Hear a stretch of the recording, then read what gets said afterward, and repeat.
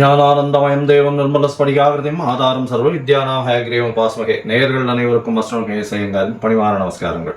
பராபவ வருஷம் 14/4/2026 இது தமிழ் வருஷங்களில் பார்த்தாலேயானால் 60 வருஷங்களில் 40வது வருஷமாக வருது. விஸ்வாவசு வருஷம் அப்படின்றதுக்கு அடுத்ததாக பராபவ வருஷம் வருது. இந்த வருஷத்தினுடைய ராஜா அப்படின்னு பார்த்தோம்னா குரு பகவான். மந்திரி செவ்வாய். இந்த வருஷத்தில் மந்திரி செவ்வாயாக இருக்கார். இந்த வருஷத்தில் சேனாதிபதி அர்க்கியாதிபதி அப்படின்னு சொல்லக்கூடியவர் சந்திரன். அதனால் பார்த்தாலேயானால் தானியங்கள் அதிகமாக கிடைக்கக்கூடிய வாய்ப்புகள் நிச்சயமாக உண்டு. இருந்தாலும் நெருப்பு சம்பந்தப்பட்ட பிரச்சனைகள் அதிகமாக வரக்கூடிய வாய்ப்புகள் உண்டு. ராஜா குருவாக இருக்கிறதுனால எந்த ஒரு விஷயத்தையும் நிச்சயமாக வெற்றிகரமாக கையாண்டு மக்களை காப்பாற்றக்கூடிய வாய்ப்புகள் உண்டு. சரி, இந்த வருஷத்தினுடைய கோல்சாரம் எப்படி இருக்குது அப்படின்றத பார்க்கலாம். இந்த வருஷத்தில் பார்த்தோம்னா காலபுருஷ தத்துவத்தின் முதல் ராசியான மேஷ ராசியில் சூரியனும் சுக்கிரனும் இருக்கார். மிதுனத்தில் குரு பகவான், சிம்மத்தில் கேது, கும்பத்தில் பார்த்தோம்னா ராகு இருக்கார். சனி, செவ்வாய், இந்த புதன், இந்த 3 கிரகங்கள் மீனத்தில் இருக்குது. இந்த வருஷம் பிறக்கக்கூடிய நாள் செவ்வாய்க்கிழமை. நட்சத்திரம் பார்த்தாலேயானால் இந்த வருஷம் பிறக்கக்கூடிய நாளான நட்சத்திரம் சதய நட்சத்திரம், ராகுவோட நட்சத்திரம். மிகப்பெரிய மாயை விளையாட்டுகள், சித்து விளையாட்டுகள், இதெல்லாம் மிகப்பெரிய மாற்றங்கள் ஏற்படுத்தக்கூடிய வாய்ப்பு. ஏஐ அப்படின்னு சொல்லக்கூடிய ஆர்டிஃபிஷியல் இன்டெலிஜென்ஸ் மிகப்பெரிய மாற்றங்களை ஏற்படுத்தக்கூடிய அளவிற்கு இருக்கக்கூடிய வாய்ப்பு உண்டு. கம்ப்யூட்டர், சாஃப்ட்வேர், ஹார்ட்வேர் ப்ரோக்ராமிங், மாயை விளையாட்டுகள், ஃபண்டு டிரான்ஸ்போர்ட் ஆகுது. அதை தவிர இந்த ஏரோஸ்பேஸ், ஏரோடைனமிக், அதை தவிர காற்றின் வழியாக பிரச்சனைகள், இது எல்லாமே வரக்கூடிய காலகட்டமாக அமைய போகிறது. இந்த வருஷம் பார்த்தோம்னா ராகு கேத்துக்குள்ளே எல்லா கிரகமும் ஆரம்பிக்கிறது. எல்லா கிரகங்களும் இந்த வருஷம் ஆரம்பிக்கும் போது ராகு கேத்துக்குள்ளே இருக்கிறதால எந்த ஒரு விஷயமும் ஆரம்ப காலகட்டத்தில் தடையாக இருக்கும். இது குரு பகவான் மாறின உடனே, அதாவது 26/5/2026 குரு பகவான் கடகத்துக்கு வர்றார். இந்த வருஷத்தில் 3 பெயர்ச்சிகளும் நல்லபடியாக இருக்குது. அதாவது சனி பகவான் பெயர்ச்சியில் இருந்தாலும் வக்கரகதி அடைகிறார். எப்போ 5/7/2026, அதாவது ஜூலை மாதத்தில் குரு பகவான் பெயர்ச்சி அடைகிறார். 26/5/2026 அப்போ அந்த 26/5 அப்போ பார்த்தலையானால் குரு பகவான் பெயர்ச்சி அடைகிறதன் மூலம் மிகப்பெரிய ஏற்றம். அது தவிர இந்த வருஷத்தினுடைய கடைசி, அதாவது ஒரு 10ஆம் மாதம் வாக்கில் பார்த்தலையானால், அதாவது 11ஆம் மாதம் 13/11/2026 அப்போ ராகு கேத்துவினுடைய பெயர்ச்சி இருக்குது. மிகப்பெரிய விசேஷம், மாற்றங்கள் ஏற்படக்கூடிய வாய்ப்புகள் இந்த வருஷத்தில் இருக்குது. ராகு கேத்துவின் பெயர்ச்சிக்கு அப்புறம் பார்த்தலையானால் மகரத்தில் ராகுவும் கடகத்தில் கேத்துவும் இருக்கக்கூடிய காலம். இந்த காலகட்டத்தில் பார்க்கும்பொழுது குருவோடு சேர்ந்து இருக்குது. அதாவது குரு பகவான் இந்த வருஷம் திருப்பியும் பெயர்ச்சி ஆகிடுறார். 10ஆம் மாதத்துலேயே பெயர்ச்சியாகி சிம்மத்துக்கு போகிறார். இந்த காலகட்டத்தில் பார்த்தாலேயானால் குரு பகவான் சிம்மத்தில் இருக்கிறது ரொம்பவுமே விசேஷம். ஆட்சி வீடு, அதாவது சிம்மம் அவருடைய நட்பு வீடுன்னு சொல்லக்கூடியது. அதனால் மிகப்பெரிய ஏற்றம் கிடைக்கும். இந்த ராசியில் உட்கார்ந்துட்டு அவர் 5ஆம் பார்வையாக தனுசை பார்க்கறதுனால நல்ல ஒரு ஏற்றம் கிடைக்கக்கூடிய வாய்ப்பு. வெளியூர், வெளிமாநிலம், வெளிநாட்டில் நல்ல ஒரு அந்தஸ்து இருக்கக்கூடிய வாய்ப்புகள் நிச்சயமாக இருக்கும். இந்த வருஷத்தில் இந்த ஏற்கனவே போர் சூழல் இருக்குது அப்படின்னு நான் ஏற்கனவே, அதாவது மாசி மாதத்திலே சொல்லியிருந்தேன். அதாவது விஸ்வாவசு வருஷம் மாசி மாதத்திலே போர் சூழல்கள் நிச்சயமாக வரும்னு சொல்லியிருந்தேன். அந்த மாதிரி போர் சூழல் வந்தது. இப்போ பார்த்தோம்னா போர் சூழல்கள் சற்று அமைதிப்படக்கூடிய வாய்ப்புகள் உண்டு. எப்போத்துலேருந்து, அதாவது மே மாதம் 2026 பார்த்திங்கன்னா போர் நிச்சயமாக கம்மியாகக்கூடிய வாய்ப்புகள் உண்டு. அதற்கு பிறகு 11ஆம் மாதத்துக்கு அப்புறம் போர் நிச்சயமாக தணியக்கூடும், ரொம்பவுமே தணியக்கூடும். இதில் பார்த்தலையானால் இந்த இது அரேபியன், சவுத் வெஸ்ட் ஏஷியன் கண்ட்ரீஸ்ன்னு சொல்லக்கூடிய அரேபியன் கண்ட்ரீஸினுடைய கை ஓங்கக்கூடிய வாய்ப்புகள் நிச்சயமாக இருக்கும். வெஸ்டர்ன் கண்ட்ரீஸ் கொஞ்சம் பிரச்சனைகள் ஆகக்கூடிய வாய்ப்புகள் நிச்சயமாக உண்டு. அரேபியன் கண்ட்ரீஸ் ரொம்ப ஸ்ட்ராங் ஆகக்கூடிய வாய்ப்பு இருக்கக்கூடிய வாய்ப்புகள் நிச்சயமாக உண்டு. இந்த வருஷத்தில் பார்த்தலையானால் உங்களுக்கு தங்கத்தினுடைய விலை 12,000 15,000 அதே ரேட்லேயே இருக்கும். அது தவிர வெள்ளியினுடைய விலை சீராக ஏறி கிட்டத்தட்ட ஒரு 300, 350, 400 ரூபாய் பர் கிராமுக்கு கொண்டு வந்துடும். இப்போ பார்த்தோம்னா இந்த வருஷம் நம்மளுடைய இந்தியன் கரன்சி ஸ்டேபிளாக இருக்கும். இருந்தாலும் டாலர் ஸ்டெபிலிட்டினால் இந்தியன் கரன்சி சற்று வீழக்கூடிய வாய்ப்புகள் மிகவும் அதிகம். 105 ரூபா வரலும் போகக்கூடிய வாய்ப்புகள் நிச்சயமாக இருக்குது. அது தவிர பார்க்கும்பொழுது ஷேர் மார்க்கெட் இண்டிசஸில் நல்ல ஒரு ஏற்றங்கள் இருக்கக்கூடிய வாய்ப்பு. மே மாதத்துக்கு மேலே ஷேர் மார்க்கெட்டில் மிகப்பெரிய மாற்றங்கள் வரும். ஷேர் மார்க்கெட்டில் நிச்சயம் ஏற்றம் இருக்கும். எக்ஸ்போர்ட் இம்போர்ட் பிஸ்னஸ் எல்லாம் வந்து பார்த்தோன்னா ஏப்ரலுக்கு மேலே மே மாதத்துக்கு மேலே நல்லபடியாக இருக்கக்கூடிய வாய்ப்பு. ஏன்னா குரு பகவான் 12ஆம் இடத்து தன்னோட வீட்டையை பார்க்கும்பொழுது நிச்சயமாக ஏற்றம் கிடைக்கும். இந்த காலகட்டத்தில் ராகு கேத்துக்குள்ளே இருக்கிறதுனால எந்த ஒரு விஷயத்திலும் நிச்சயமாக தடைகள் அதிகமாக இருக்கும். அதனால் ரொம்பவும் ஜாகிரதையாக பண்ணுறது ரொம்பவுமே நல்லது. பெண்களுக்கு சிறு சிறு தடங்கல்கள் வரும். அரசாங்கத்தின் மூலியமாக அரசாங்கத்தில் பெண்களுக்கு வந்து அந்த அளவு ஏற்றம் இருக்கக்கூடிய வாய்ப்புகள் இல்லை.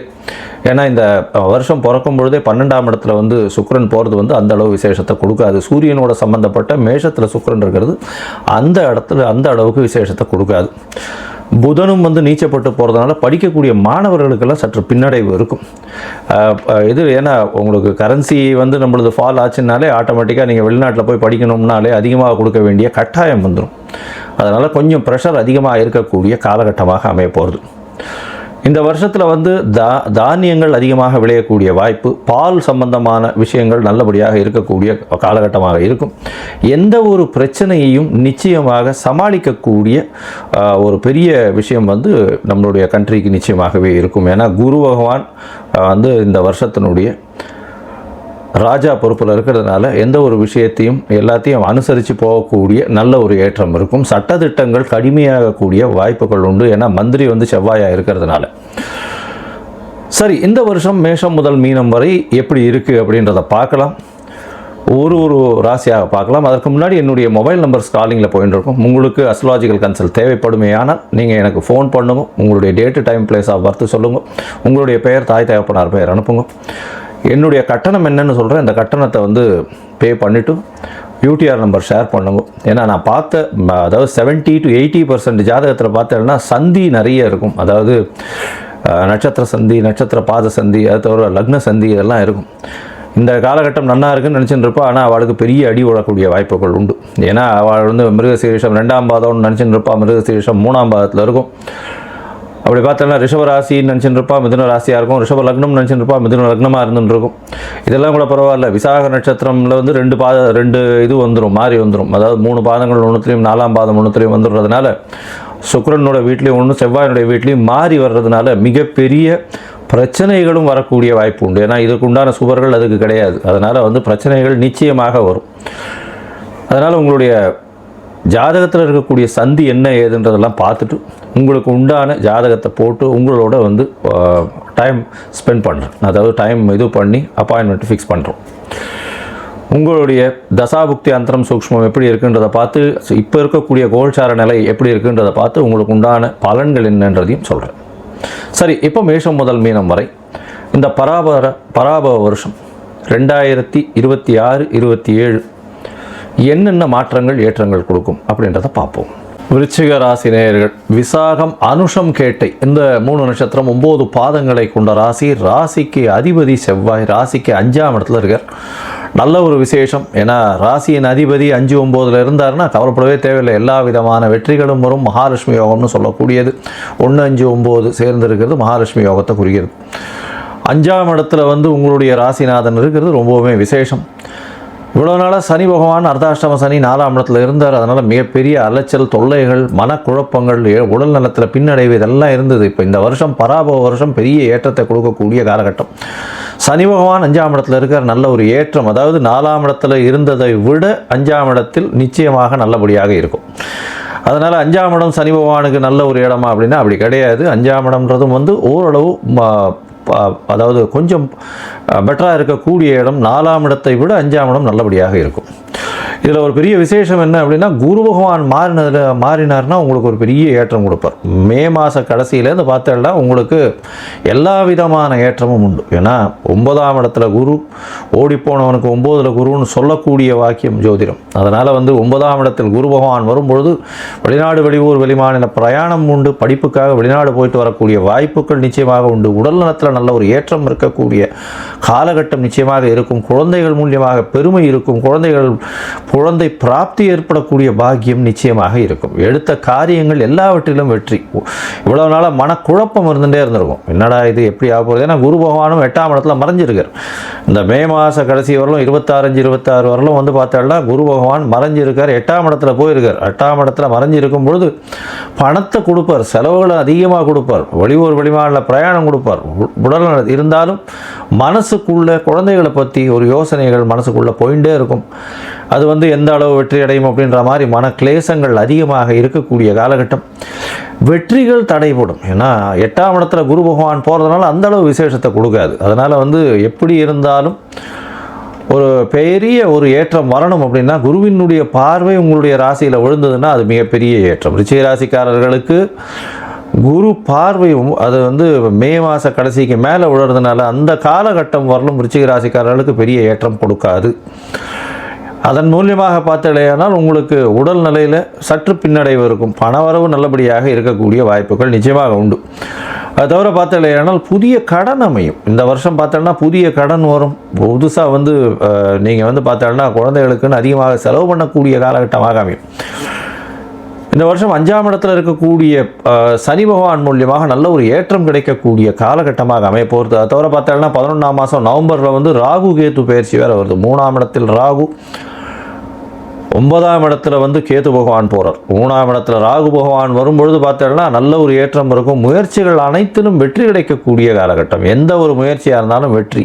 இருந்தாலும் இளைய சகோதர சகோதரிகளோடு சில மனக்கசப்புகள் வரக்கூடிய வாய்ப்புகள் நிச்சயமாக இருக்கும். ஏன்னா ராகு 3ஆம் இடத்துல இருக்கும்பொழுது உயிர் காரகத்தை கெடுத்து பொருள் காரகத்தை கொடுக்கக்கூடியவர். அதனால் கண்டிப்பாக உங்களுக்கு பண வரவு, எந்த முயற்சி எல்லாவற்றிலும் வெற்றி கிடைக்கும். ஆனால் இளைய சகோதரர்களோடு சிறு சிறு மனக்கசப்பு ஏற்படக்கூடிய வாய்ப்பு உண்டு. தந்தையின் உடல்நிலையில் சற்று பின்னடைவு நிச்சயமாக இருக்கும். 9ஆம் இடத்துல கேத்து இருக்கிறதுனால தந்தையின் சொத்துக்கள் வர்றது கொஞ்சம் சிரமப்படக்கூடிய வாய்ப்புகள் உண்டு. பூர்வீக சொத்துக்கள் வர்றதும் தடைபடக்கூடிய வாய்ப்புகள் இந்த காலகட்டத்தில் உண்டு. தொழிலில் வந்து மாறுதல்கள் ஏற்படும். 10ஆம் இடத்துல குரு பகவான் போகிறார் 10ஆம் மாதத்துக்கு மேலே. அதனால் 10 அக்டோபருக்கு மேலே போகிறார். அதனால் தொழில்களில் மாறுதல்கள் ஏற்படும்.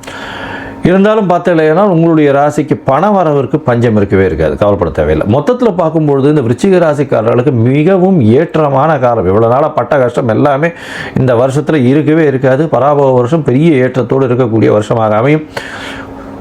மே மாதத்துக்கு மேலே உங்களுக்கு ஒரு பெரிய யோகம் கிடைக்கக்கூடியது. உடல் நலத்தில் நல்ல ஒரு சீரான ஒரு ஏற்றம் இருக்கக்கூடிய வாய்ப்பு, தீர்க்கமான சிந்தனை இருக்கக்கூடிய வாய்ப்பு, குழந்தை பிராப்தி ஏற்படக்கூடிய பாக்கியம். அது தவிர முயற்சிகள் எல்லாமே உங்களுக்கு வந்து கை கொடுக்கக்கூடிய காலகட்டமாக அமைய போகிறது. ராகு கேதுவின் பயிற்சியும் பெரிய ஏற்றத்தை கொடுக்கக்கூடிய வாய்ப்பு. ராகு 3ஆம் இடத்துல போய் இருந்து மகர ராகுவாக வேறு போய் இருக்கார். நல்ல ஒரு ஏற்றம் கிடைக்கக்கூடிய காலகட்டமாக இந்த காலகட்டம் அமைய போகிறது. எடுத்த காரியங்கள், எடுத்த முயற்சிகள் எல்லாவற்றிலும் வெற்றி. மறைந்த இடத்திலிருந்து பொருள் வரக்கூடிய வாய்ப்பு. எழுத்து பணியில் இருக்கிறவங்களுக்கு நல்ல ஒரு ஏற்றம். மைனிங் செக்டரில் இருக்கிறவங்களுக்கு திடீர் பண வரவு. மெடிக்கல் செக்டரில் இருக்கிறவங்களுக்கு பெரிய ஏற்றம். அதுவும் வந்து மைக்ரோபயாலஜி அந்த மாதிரி செக்மெண்ட்டில் இருக்கிறவங்களுக்கெல்லாம் திடீர் ஏற்றங்கள், மாற்றங்கள் வரக்கூடிய வாய்ப்புகள் நிச்சயமாக உண்டு. இந்த விருச்சிக ராசிக்காரர்களுக்கு ஒன்றே ஒன்று தான், போய் திருச்செந்தூரில் முருகப்பெருமானை தரிசனம் பண்ணிட்டு வாங்கும். அதை தவிர துர்கை அம்மனுக்கு செவ்வாய்க்கிழமை வழக்கு போடுவோம். இது ரெண்டும் பண்ணிகிட்டே வாங்கும். இந்த வருஷம் பாருங்கள், உங்களுக்கு வந்து பெரிய மாறுதல்களை கொடுக்கும். மனசில் நீங்கள் உங்களுக்கு ஏற்பட்ட மாறுதல்கள் வந்து உங்களுக்கு ஏற்பட்ட வடுக்களை எல்லாம் தாண்டி ஒரு பெரிய சந்தோஷத்தை கொடுக்கக்கூடிய ஆண்டாக இந்த பராபவ வருஷம் அமைப்போம்.